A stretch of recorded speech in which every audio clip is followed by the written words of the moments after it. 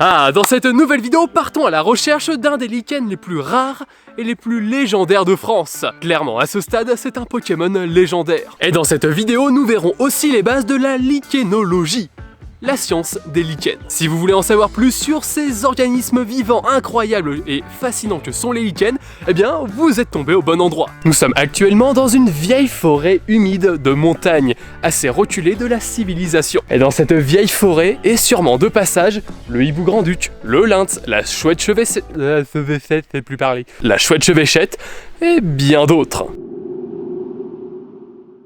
L'air ici est très pur et l'eau qui coule dans les rivières est quasiment potable. Retenez bien car ce sont des éléments plutôt importants pour la suite. Et dans cette vieille forêt se cache un organisme vivant, incroyable et fascinant, mais qui a malheureusement quasiment disparu de la totalité des régions françaises. Aujourd'hui, il ne reste que très peu de stations où peut vivre ce lichen. Clairement, je suis un très grand fan de la lichénologie, donc l'étude des lichens.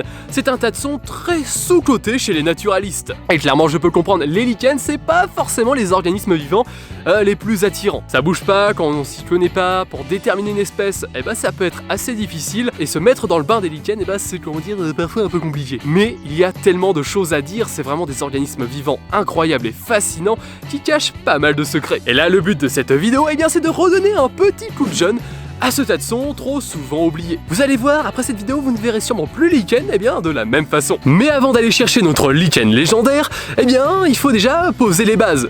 C'est quoi un lichen? Et attendez 2 secondes, j'en vois déjà qui sont en train de quitter la vidéo parce qu'ils sont en train de se dire non mais je comprends rien au lichen, ça va être trop compliqué comme explication, ne vous inquiétez pas, ça va être simple et vous allez apprendre plein de choses. Alors déjà, pour commencer, c'est quoi un lichen?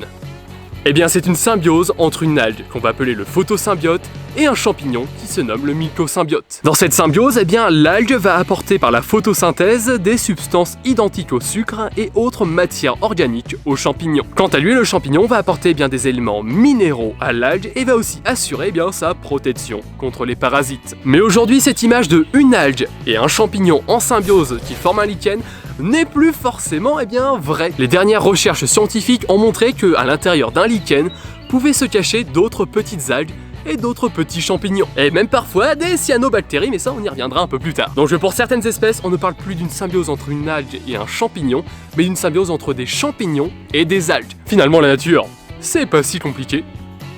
Non, en fait c'est le bordel, hein. Clairement, l'homme ne comprend qu'une infime partie de tout ce qui l'entoure. Il y aura sûrement plein de choses qu'on n'arrivera jamais à expliquer ou à comprendre. La nature, c'est un énorme engrenage dont aujourd'hui on ne connaît que quelques rouages.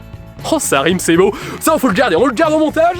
L'appareil végétatif du lichen se nomme le thalle. C'est cette petite partie-là. Alors en France et dans le monde entier, il y a plein de types de lichens, mais là on va voir les 3 plus communs. Premièrement, nous avons les lichens crustacés qui sont eux complètement incrustés dans leur substrat. Ici le substrat c'est de l'écorce, mais ça peut être aussi sur des rochers, sur du béton, etc. Vous savez, parfois quand on marche dans la rue, c'est pas forcément des chewing-gums qu'il y a par terre. Parfois, ce sont ces petits lichens. Pour les lichens crustacés, il est impossible de pouvoir les récupérer sans arracher ou détruire le substrat. Là, si je voulais récupérer ce lichen, je serais obligé d'arracher l'écorce. Et ce serait dommage. Ensuite, il y a les foliacées. Sur ces lichens, les thalles sont en forme de feuilles, on dirait des salades. On peut décrocher les thalles assez facilement. Et dans les plus communs, nous avons les fruticuleux. Personnellement, c'est mes préférés. Les thalles sont très ramifiées et ressemblent à des petits buissons ou à des barbes de Père Noël. Le lichen qui nous intéresse aujourd'hui pour cette vidéo et dont on va partir à la recherche fait partie des foliacées.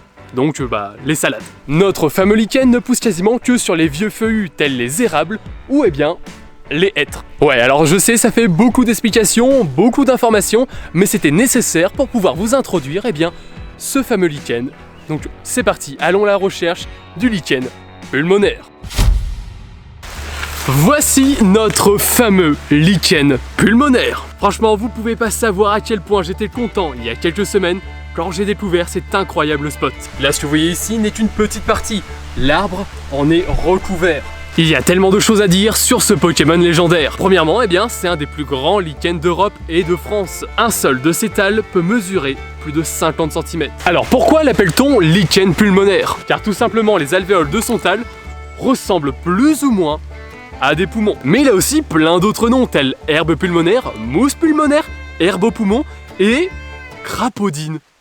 Ce dernier nom est plutôt marrant. Alors je sais pas si vous avez remarqué, mais tous ces noms ont plus ou moins un rapport avec, les poumons. Eh bien, ce n'est pas un hasard, car depuis le Moyen-Âge, ce lichen est utilisé en médecine pour guérir de la toux et surtout les maladies liées, bon, vous l'avez deviné, à l'estomac. Alors si on a qui ont rigolé à cette blague, premièrement vous avez un humour éclaté au sol, mais deuxièmement, bienvenue, je vous apprécie grandement.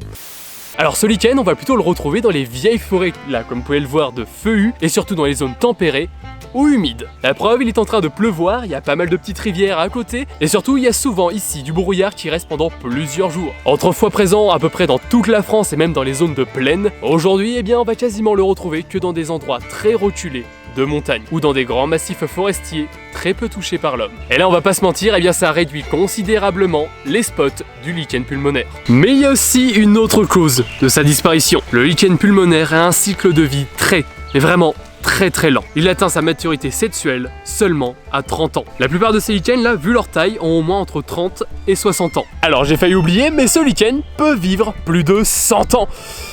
Ouais, pas mal du tout. Et le problème, c'est que dans nos forêts qui sont soi-disant gérées, les arbres sont coupés souvent entre 30 et 40 ans. Et ça, malheureusement, ça ne va pas laisser le temps à notre lichen pulmonaire de pouvoir coloniser d'autres arbres. Et ceci va nous permettre eh bien, d'aborder la reproduction des lichens. Vous allez voir, les lichens ont plusieurs façons de se reproduire et de se multiplier. Ouais, les lichens peuvent faire des clones. Pour la multiplication, les lichens vont créer à la surface du tal comme une petite bouture. Ces petites boutures se détacheront eh bien, grâce aux animaux, au vent, au piétinement, etc. et permettront de créer plus loin eh bien, un clone du lichen. Le problème, c'est que pour les foliacées ou les fruticuleux, eh bien, ces petites boutures sont souvent trop lourdes. Il est donc très rare qu'elles arrivent par hasard sur le tronc d'un autre arbre. Alors, il y a plusieurs types de boutures qu'on peut retrouver sur les lichens. Les plus communes sont les Isidies et les Sorali. Mais bon, ça vous n'êtes pas forcément obligé de retenir, c'est pour le fun. Là, nous venons de voir la multiplication. Maintenant, passons à la repro sexuée. Alors attention, là c'est seulement le champignon du lichen qui va former les organes reproducteurs, qui contiennent eh bien, les spores de celui-ci. Calicial, Perites, Lirel, et ici pour le cas de notre lichen pulmonaire, les apothécies. Avec le vent, les spores partiront plus loin, se poseront sur le substrat, donc le sol forestier, un tronc ou une roche. Donc une fois que le spore est arrivé, il va créer un peu de mycélium. Par contre, ce mycélium n'arrivera pas à survivre si pendant ce laps de temps, il ne rencontre pas une cellule d'algue. Une fois que le mycélium et les cellules de l'algue se sont rencontrées, eh bien un nouveau lichen peut se créer. Alors cet alien a encore une autre particularité qui est assez rare dans le monde des lichens. Il s'agit en fait d'un cyanolichen. En fait, certains individus, au lieu d'être en symbiose avec algues et champignons, eh bien, ils peuvent être en symbiose aussi avec une cyanobactérie. 3 organismes pour en créer un seul. On appelle ça une symbiose tripartite. Tout à l'heure, on a pu voir ce qu'apportait le champignon et l'algue. Mais qu'est-ce qu'apporte la cyanobactérie? Eh bien, elle va permettre de pouvoir fixer l'azote contenu dans l'atmosphère pour qu'il puisse être utilisé par les partenaires de la symbiose. Les lichens sont des espèces bio-indicatrices de l'air. Comme ils vont utiliser les différents éléments contenus dans l'air pour pouvoir vivre, eh bien, ils sont très sensibles à la pollution. On peut donc déterminer la qualité de l'air d'un endroit seulement en regardant les différentes espèces de lichens qui y vivent.